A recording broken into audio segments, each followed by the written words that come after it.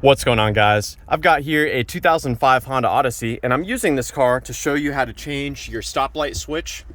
I'm also going to show you the location of the fuse for your brake lights and talk about some troubleshooting steps, including looking into an issue that can cause the brake lights to always be on your Honda Odyssey. So to begin, I found the easiest way to check the fuse is to see if the horn works, because the fuse for the horn is the same fuse that provides power to the brake lights. If you want to be sure, I'll go ahead and just show you under the hood where we can find that brake light fuse. It's over here on the passenger side, and we open this up by squeezing these tabs together and lifting up on the cover. So in position 13, we have a 20 amp fuse.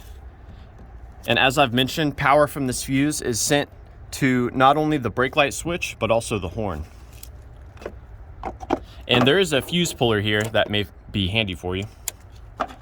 Now let's move back inside the car. I can show you the location of the stoplight switch, and I can show you how to change it. And we can also check for that problem I mentioned earlier where your brake lights are stuck on. So here's the brake pad, the brake lever, whatever you want to call it, the brake pedal. It's attached to a lever that moves whenever you apply the brakes. And we can see here, this is our brake light switch. And if you look carefully at the front of it, there's a plunger. That plunger comes out of the switch whenever you apply the brakes. Now, that bushing right here that the plunger interacts with can disintegrate over time. And so if it disintegrates and falls out, then you'll have an issue where your brake lights will always be on. So check to see if that bushing is damaged or missing. And you can see even this one is starting to get worn. There's a little divot where it hits the switch. Now, as far as replacing the switch, it's quite simple. Note the distance between the switch and the plunger, because you'll want to mimic that distance when you install your new part.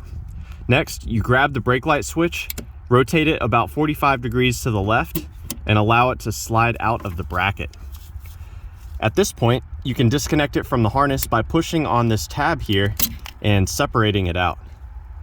Now you'll want to inspect the terminals on the connector. Make sure that they're clean, free of corrosion, and not burnt out. Now when you install your new brake light switch, first click it into the harness. At this point, the brake light should be on because the plunger is sticking out of your new switch. If your brake lights are not on at this point, even with the new switch installed, you have a problem other than the switch. Now we can insert it back into the bracket, and you'll note you can lock this in at multiple different positions. You'll want to mimic the distance that you saw with your switch earlier. If you have the switch pushed in too far, then your brake lights will not come on immediately when you apply them. If the switch is positioned too far to the rear, then the brake lights may always be on, or they may flicker on and off as you drive around and hit speed bumps and things like that. So you'll want to have a good amount where the brake lights do not come on until you just immediately begin to apply the brakes. So yeah, I hope that this information has been helpful for you, or at the very least, a good starting point in troubleshooting the brakes or the brake lights on your Honda Odyssey. Please do let me know down below if you have any questions or any advice, and thanks for watching.